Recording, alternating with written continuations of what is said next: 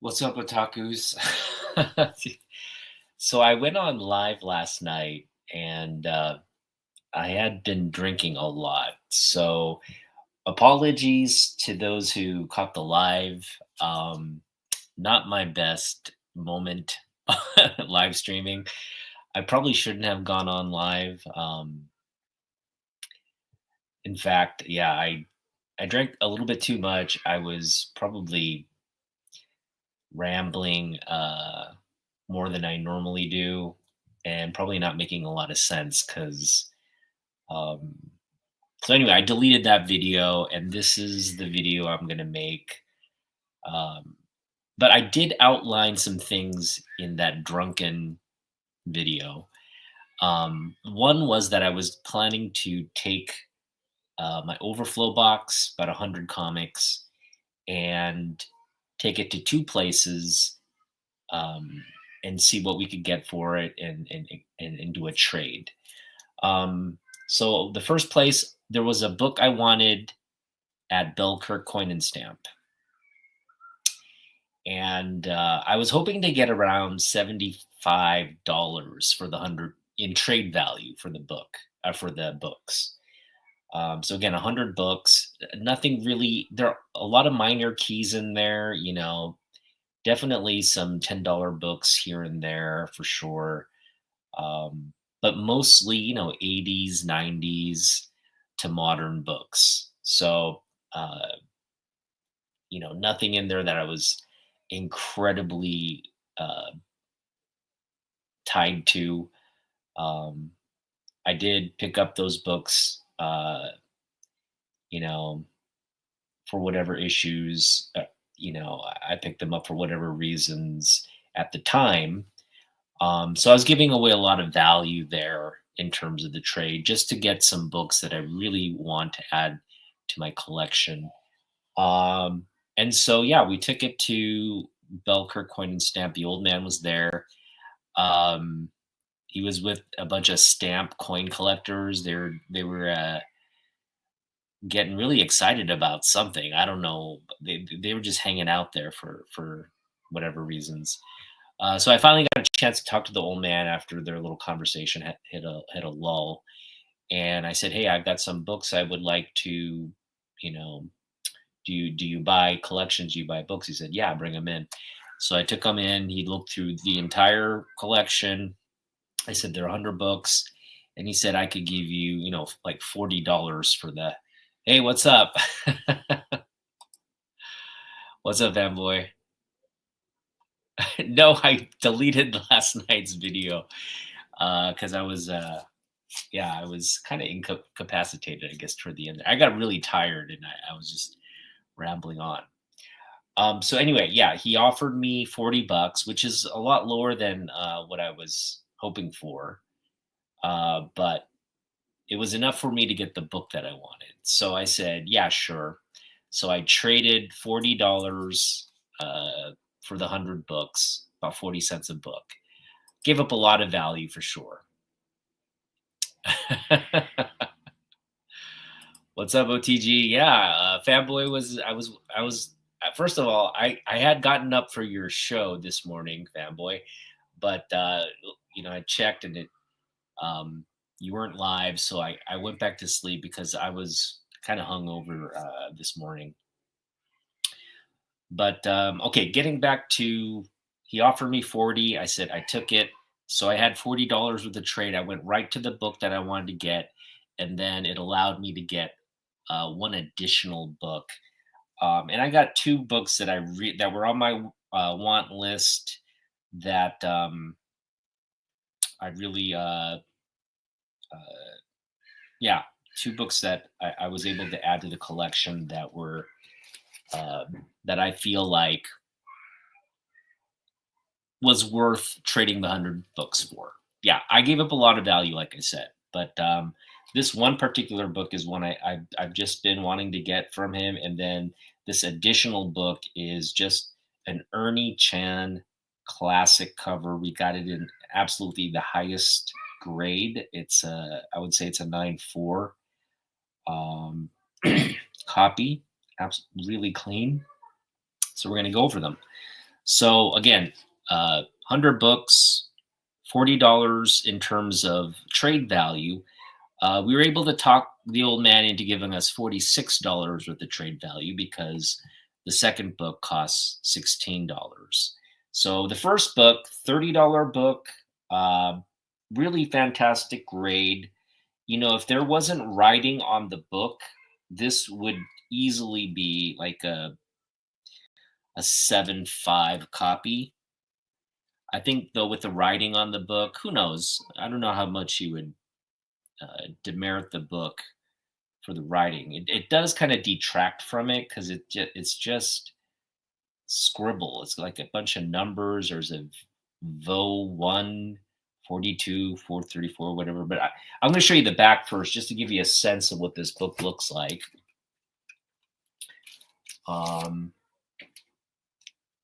So if you look at the back, I'm going to make myself big so I can. If you look at the back, it's a pretty clean book, right? Nice corners, not a lot of like dirt and dinge there. Spine is really nice. Again, the corners are sharp. So really all that's detracting from this book is a little bit, a few spine ticks here at the bottom. Well, yeah, kind of a few, color breaks here along the spine. And then again, the right, some wear on the edge there, and the writing. So, again, without the writing, I'd put it at like a 7.5, 7.0. With the writing, we're gonna go maybe 6.5. I think 6.5 is fair, but it's a really nice looking copy for Action Comics. $2.99. This is a fantastic Super Baby cover with Supergirl. So this is the book that I wanted to pick up. The whole reason why we wanted to trade with the old man first, if he's gonna, ultimately I just wanted to get this book. So if he was gonna give me around 50, I said I'd probably take it.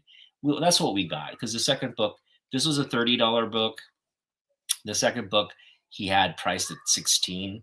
So essentially got 46. He offered me 40, but ultimately I got $46 of value from his shop, which is cool. And that's kind of what I wanted. So definitely really happy to pick up this iconic cover from the Silver Age. Got Super Baby and Supergirl. I love covers like this. Nothing key about this book. It's just, again, mid to high grade book here. Really clean looking copy. And again, if it wasn't for the writing, you see there's a VO 1, 42, but just a bunch of ballpoint pen writing on the cover there. And then there's like a 2 right down there. But other than that, you see the little color breaks along the spine there and everything.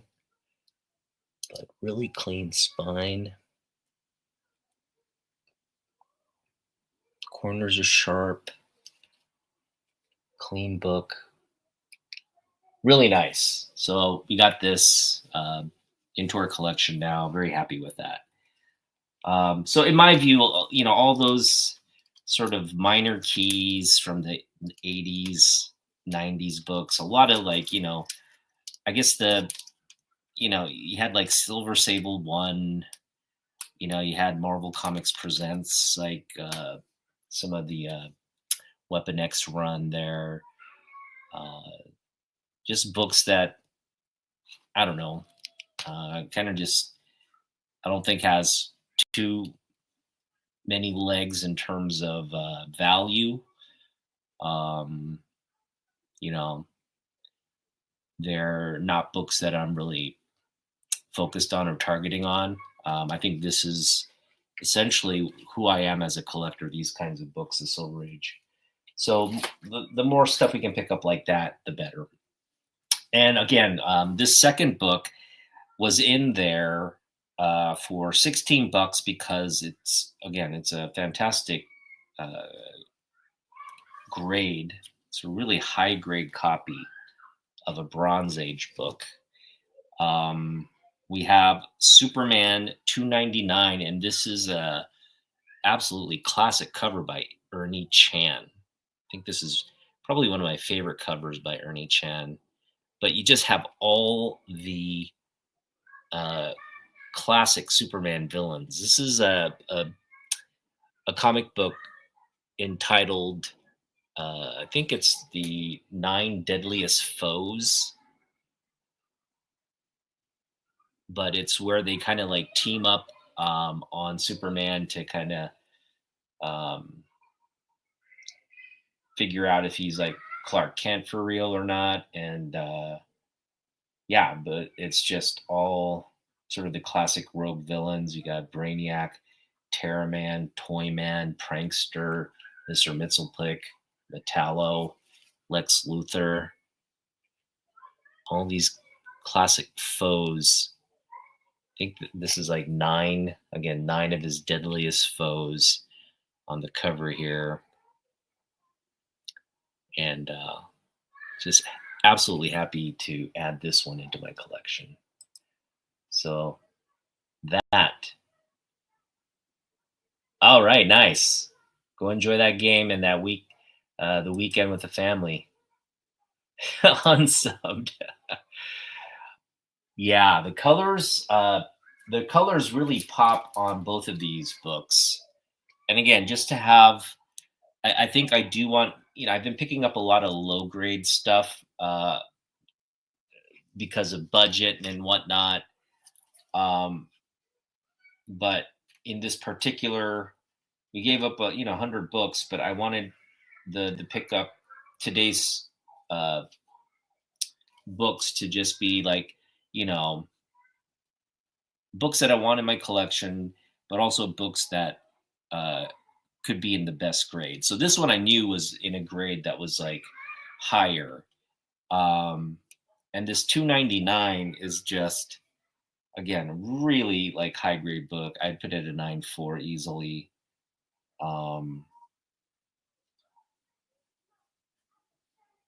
Just a fantastic classic cover there by Ernie Chan, legendary DC and Marvel artist. There you go. So that's it. Yesterday, what I was trying to articulate but failed to do was I've become a conspiracy theorist. I have my conspiracy theories now around the Disney cabal, and essentially I was just trying to kind of talk to how there are like well-built silos around our experience on social media. Okay, so if you like Marvel comic books, if you like Marvel content, they're going to build a silo around you so that you continue to like Marvel comics and Marvel content.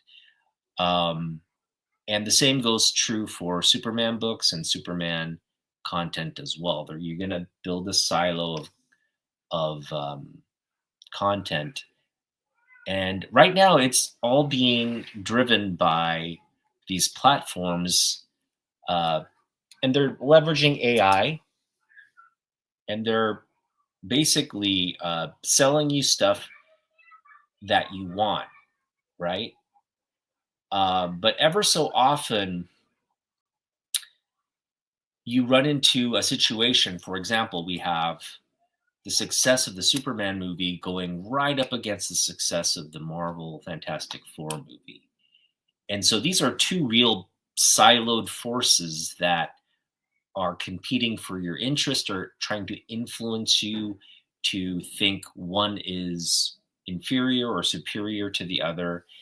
And that's kind of what I was trying to get at last night. I was just like, the Four movie has come out, and it's again trying to steal the thunder from the Superman movie, and you have all these Disney AI bots going into full. I mean, they were apparent when the Superman movie came out, but they're more apparent now that the Fantastic Four movie is out, and you have a lot of positive bots that are just praising the movie like it's the greatest thing on earth. And then you have a lot of bots still targeting the Superman still trying to make itself relevant. There's a lot of ads, go see the movie, that's fine. And then you have the bots, I'm sure, from the DC side, or if you want to call it Warner Brothers side, attacking the Marvel content. And so you see this happening. Um, I just would hope, again, I recognize it, uh, but the Disney cabal, like AI, forces are really, really kind of nefarious. And that's the part I don't appreciate, because here, I think people have already kind of hopped on and accepted that Superman is back, and Superman is something that we as a pop culture consuming society want more of, right? But the Disney bots, the Disney cabal does not want that. That's not part of their agenda. So you have this really nefarious campaign to kind of erase or minimize or diminish what Superman's done, to prop up their numbers, to prop up their IP. Um, and so, yeah, it's kind of sad to see that happening. And what I want to say is, and like I've always been saying, is don't be influenced by what you're seeing on social media and what it's telling you. If you want to see Superman and think it's something you might enjoy, go see it. Just go see it. Uh, if you like Fantastic Four and want to go see that, go see it. Uh, judge the content of the movies uh, for yourself. Don't be. I guess my point is just like, don't get so influenced. Social media is really there to kind of like influence steer your activities, and hopefully, um, that's not something that will happen to you. Uh, I would urge you to just, you know, again, when movies around a movie like premiere, don't let a social media post uh, talk you into going to see something. If you like, oh, Fantastic Four, you watch the preview and you think that looks good, I want to go see it. By all means, go check it out.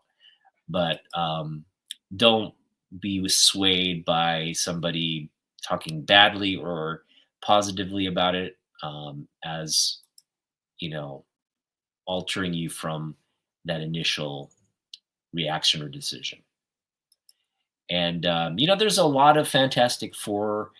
Uh, I don't want to call it hate, but I just want to call it like what it is. It's like a lot of uh, lack of enthusiasm for Fantastic Four, um, that you're just seeing right now, and it really revolves around people not liking the look of the new Silver Surfer, or not liking Pedro Pascal as Reed Richards, or not liking the casting for Sue Storm, yada yada yada.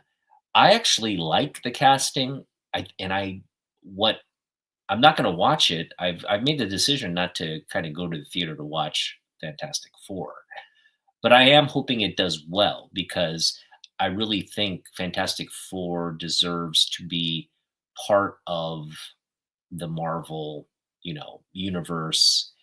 I mean, has to be there. So the fact that its failure would prevent, future iterations of this, I think ultimately Marvel wants the 616 universe, right? They want that as a continuity.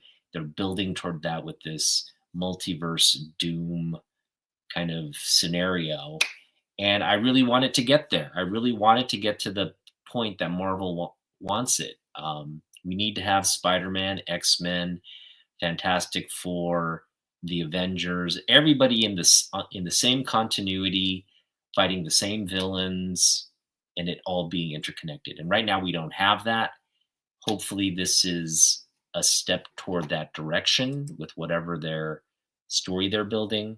But we are going to get some kind of multiversal event that creates. And what's ironic is like this is kind of what DC did in the comic books, and it's what Marvel is doing now with again their movie content. So just ironic that what was a template for DC is now a template for the MCU.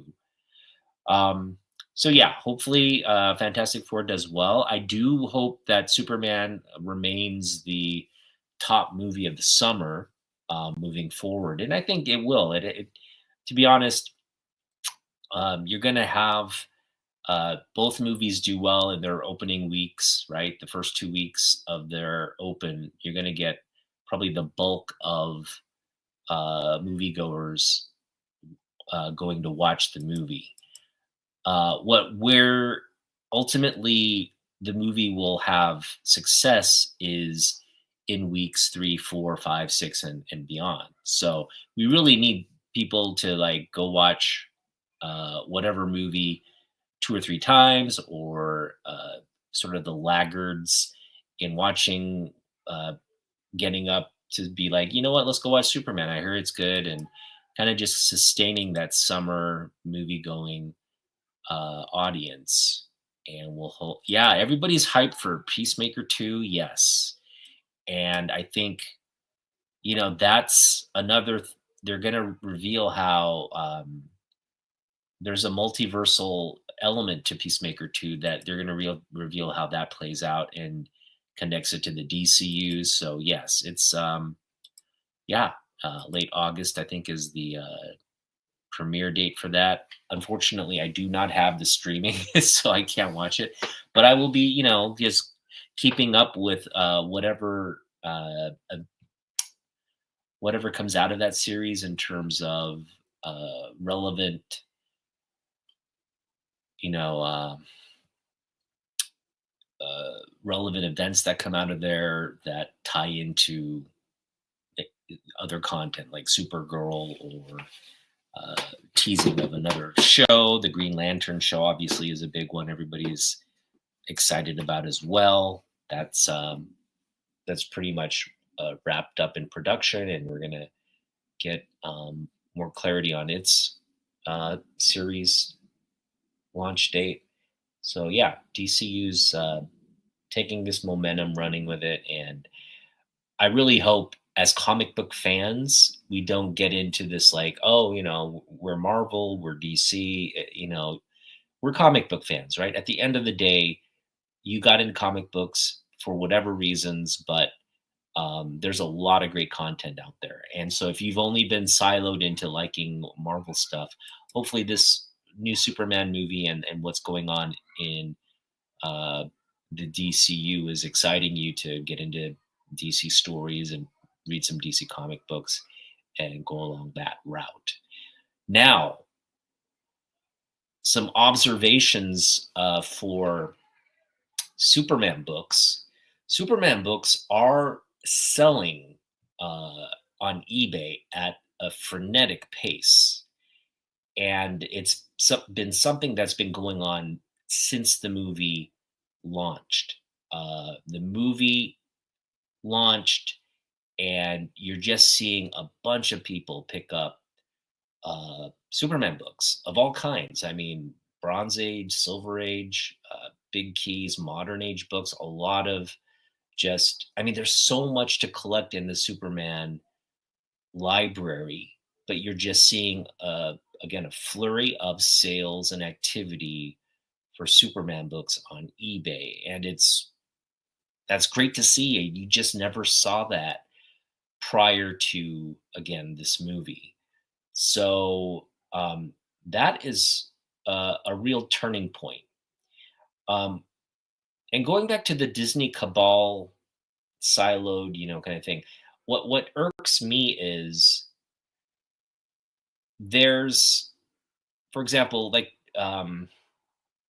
there's Key Collector, right? The Key Collector app itself. Key Collector recently had its top 10 comic books.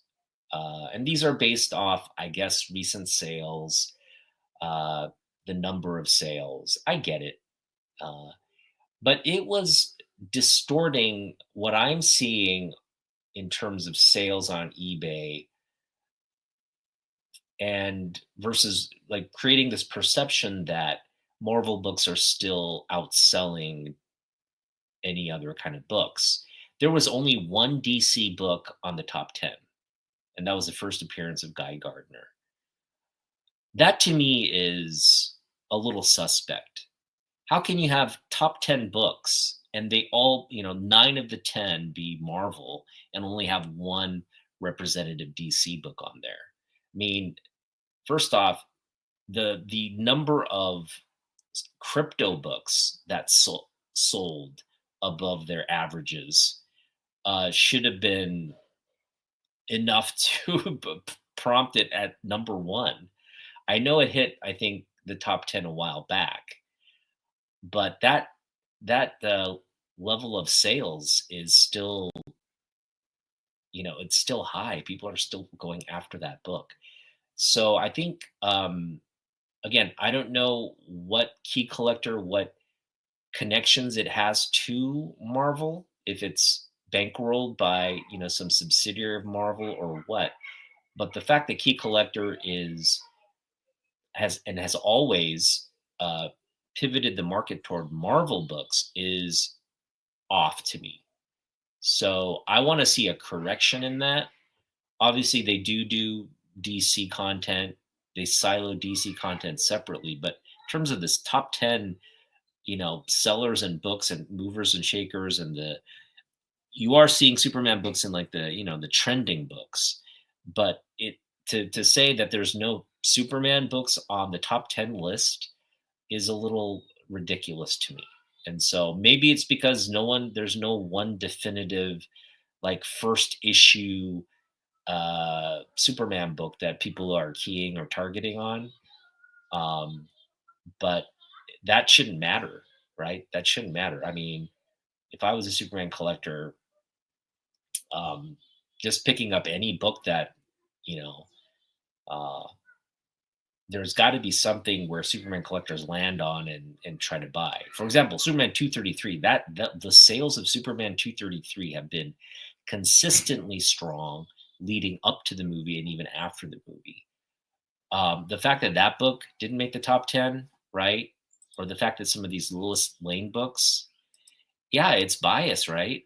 The Glasses book did catch fire, uh, but that made the top 20 trending. It didn't make the top 10, and I don't know if I would even say that's worthy of a top 10 listed book. It's really just a key that is a byproduct of something that happened in the movie. I have no interest in getting that book.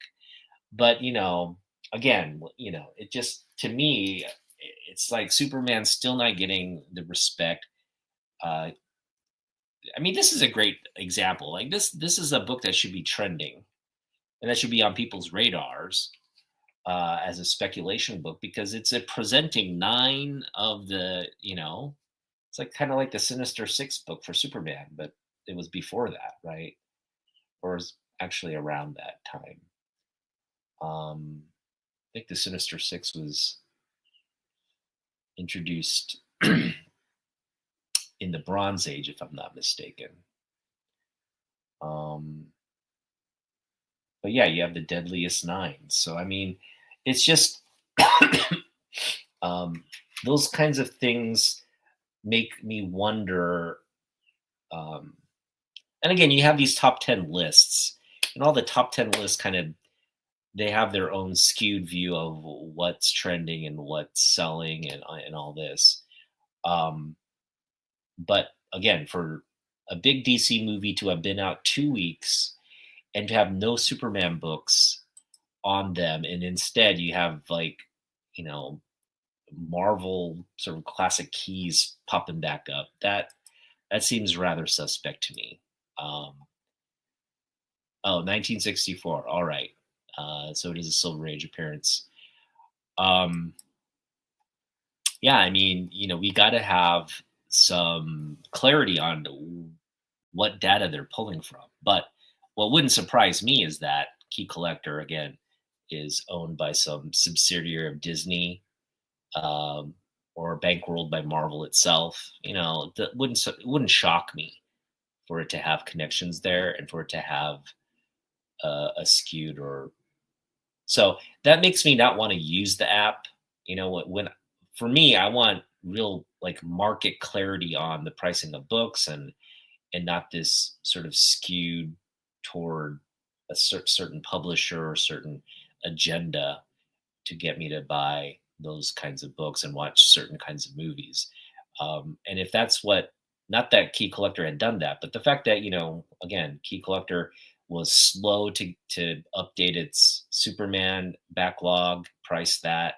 It was slow to do that. I mean, as a comic book collecting guide, wouldn't you want to price all the Superman books first and foremost before anything else? That's a big, reveal right there. Um, so yeah, I think Key Collector. I think you have to be a little bit wary of the objectivity of the pricing and uh, what they consider market trends. Right? You have to be a little bit suspect of what's going on there because, again, the Marvel bias is there. It's a little off-putting. Um, and I'm willing to start my own top 10 list that's DC biased. Like, just I'll look at eBay sales, I'll look at what I see moving, I'll just put a book out, put a list out that's skewed toward my purview, toward my what I think is has value and what I think should be selling. I can do that, but no one's going to tune in and watch that because again, market activity is market activity, and to say that no one's buying DC books right now is absolutely funny to me. It's funny to me that that is not happening. So maybe we need like a big key book, like for example, like right now, Supergirl's first appearance, right? Or subsequent appearances. Those might be things that, World of Tomorrow, for example, Tom King's book. These are books that, again, people probably pick up, probably are targeting in the collecting world. And, the fact that we're not seeing that on any level is weird. It's just weird. So there's another like conspiracy type thing I think needs to we need to again. I'm going to be looking around for lists that should reflect more DC activity. I do see there's um, the cover price guys. Tim Vo's old channel. Um, that one has a shakers list. That one's a little bit more representative in terms of the DC pickups. Uh, but that book is definitely more geared toward like modern variants and things of that nature. So that one's not terribly objective as well. That one's definitely got a current modern book variant cover art type focus to the list. So I am going to look around. I'm going to do some shopping for either an app or a price guide or a market report that I think reflects just broadly, right, across the board, things that are going on in the comic book market. That includes independent. publishers. That includes, maybe some of the uh, creator published books as well, because there's some uh, creator published books that should get more attention, uh, and that people maybe gravitate toward. They should be on certain trending lists that maybe get their books to a larger audience and help them to grow. So, going to kind of look out for, again, some apps or videos or things that where we can use as a resource to better understand what's trending, what's selling. I think being too reliant on just a couple sources, not the best. I do have another source that I use. This one is a little bit more balanced. This is the comicspriceguide.com. But I tend to see I mean, they've got a lot of DC books that are trending on their list, which is nice. But their pricing tends to be, I don't know, I just feel like it's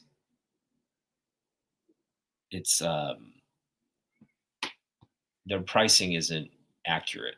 It's not, you know what I mean? It's just kind of like there's a lot of pricing there that's stagnant.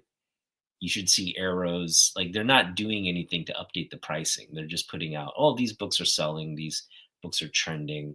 That, which is nice. That's good to know, but they don't have, like, for example, I have copies of a book that should have gone up over the past year or so in terms of pricing. Uh, Same pricing since the pandemic, or it should have gone down. But it's just they put in all the data for the pricing and no one's updating it. So I hate apps like that. I hate guides like that. You got to have an active person updating your catalog of priced books. It's the whole point of a price guide, right? So, all right. That being said, I am going to jump off here, and I'm going to be putting together sort of an edited video. I rarely do that, but I've got some time today. I'm going to edit a video and put out, and it's going to be pretty cool. I'm going to just kind of go over um, maybe my favorite Neil Adams books or something along that line. Maybe Neil Adams Superman related books. Maybe I'll do a DC kind of keys list, or maybe I'll do best pickups from the summer. But I do want to show off a book because, again, I went through my books just to see what I think has legs for higher value, and one I would recommend for collectors to target. And it's this beautiful book from 1979, World's Finest 258. It's a Neil Adams, Dick Giordano cover. You have Neil Adams' signature right here under the wing of the bat. And then you have Dick Giordano's. This is a wraparound cover, beautiful art. It wraps around, so you see Batman's wing there. And then you got all of these cool, you got Human Dynamo, you got Hawkman, you got Shazam, or who's that? That's Captain Marvel's kid. Kid Marvel, is he called? We've got Green Arrow. Yeah, Black Lightning right there. So a lot of cool, artwork on the back here. Again, this is a Neil Adams, sort of Dick Giordano. It looks like Neil Adams did this centerpiece, and then Dick Giordano did this back extension. So it's a true collaboration in that standpoint. Love this extended cover there, wrap around. So we're going to show off books like this. I'm going to make some kind of list or You know, maybe it'll just be as simple as like books from the otaku collection that he wants to show off or something like that. But we'll do a cool um, DC focused list. And or maybe I'll just again show off the stuff I recently picked up, but it'll be cool stuff. All right, see you in the next video. Peace out.